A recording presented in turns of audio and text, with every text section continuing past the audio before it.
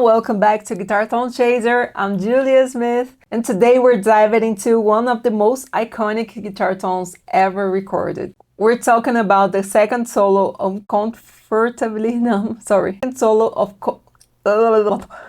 shit. We're talking about the second solo on Comfortably Numb from Pink Floyd's The Wall album. This is so legendary that guitarists have been chasing it for decades. I know there are a lot of nuances to this tone, and of course David Gilmour's playing, which is superb. But I'm going to do my best to recreate it with what I have here in the studio. So let's jump in. We're focusing on the studio version, specifically the second solo. Let's break it down, starting with the guitar. David used his famous black Strat, a 1969 Fender Stratocaster body with a custom Charvel maple neck and a DiMarzio FS1 bridge pickup. And for this recreation, I'm using my Fender Guitar Player 1 series that gets me in the same ballpark. And I mean, this one is my cheapest and my favorite guitar. I don't know, it fits amazing into my hands because they're small. So yeah, I love this guitar and I've been using it a lot. Now let's move to amps and cabinets. The solo was likely recorded using two high-watt DR103 heads into one 4x12 cabinets with Fender Crescendo speakers. He also had an Alembic F2B preamp with Yamaha rotating speaker cabinets, so both signals were blended. So for this track, I used a 1966 Fender Bandmaster into a 2x12 cabinet with Celestion D12 65 speakers. As for microphones, I honestly didn't find much stuff saying about which microphones they used. Probably could be Shure SM57s, Neumann's U87s, Neumann U67s.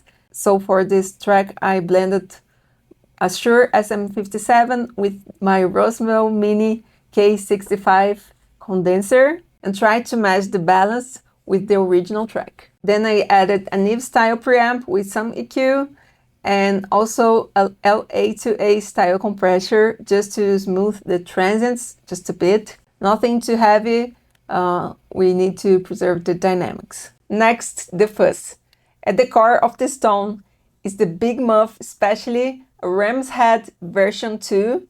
For this cover, I'm using Peter Cornish P2 clone that I found online. I'm not exactly sure who built it, but it sounds really good. It's just a little noisy. And next to add to the tone, Gilmour might have used a boost and to help it smooth it out a bit. And in this case, I added a BK Butter style tube driver. Actually, a friend of mine made this version. I don't really know which circuit it is, but it sounds glorious and I can't live without it more, really. So let me just show you. Now, this is my clean tone.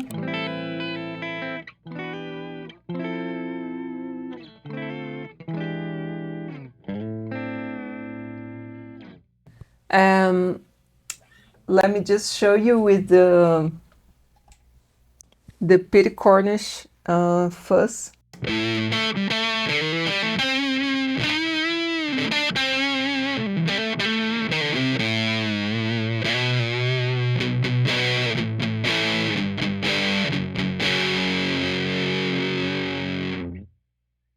Okay, that's the fuzz.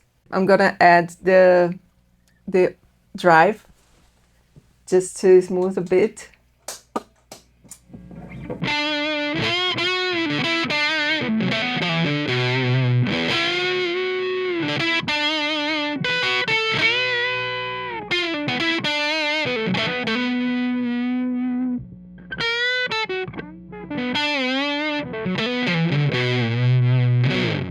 Yeah, then for this video, I used a chorus plugin that adds a subtle stereo movement. So this is what I have so far.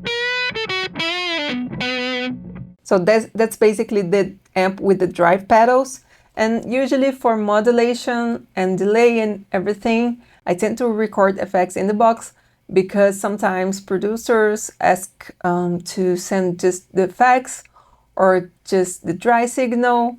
And yeah, it's just because it's kind of easier to do this way.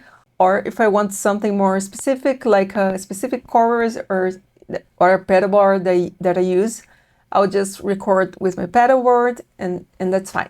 So let's start with the chorus. So for the chorus, I usually use this one, which I love. There are many plugins out there, but this one is free. Actually, feel free to download it. It's amazing. I use it all the time.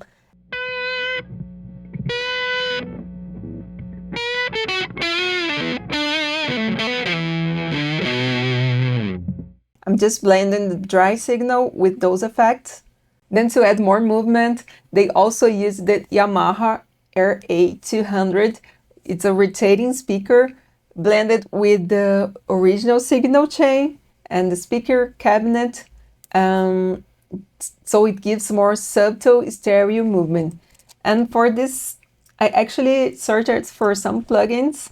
Then I found this one, it's called Spin. And I tried to match the tone, but you can see it gives you more movement.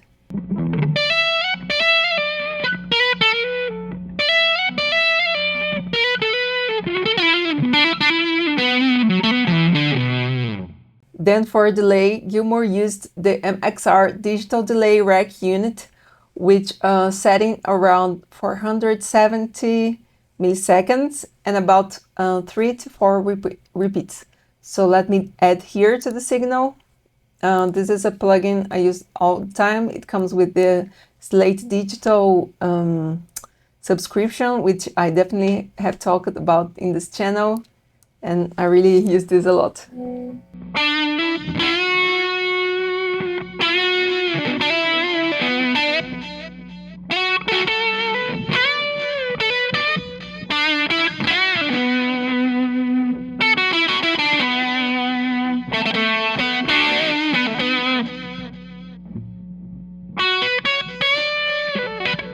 Just quickly before moving on, if you like this video, please don't forget to like, to subscribe and comment, and check out the Guitar Tone Chaser VIP if you want to go even deeper with guitar tones and recording.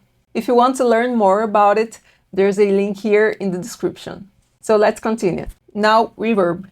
A lot of the ambient sound in the solo was achieved by using studio techniques. It was likely a mix of close and farm making, plus reverb and EQ, added during mixing. And for this track, I used the Abbey Road Plates plugin, which is an amazing version of the Abbey Road Studios plates, which are specifically the AT140, which Pink Floyd used a lot. So let me show you what a huge difference it makes.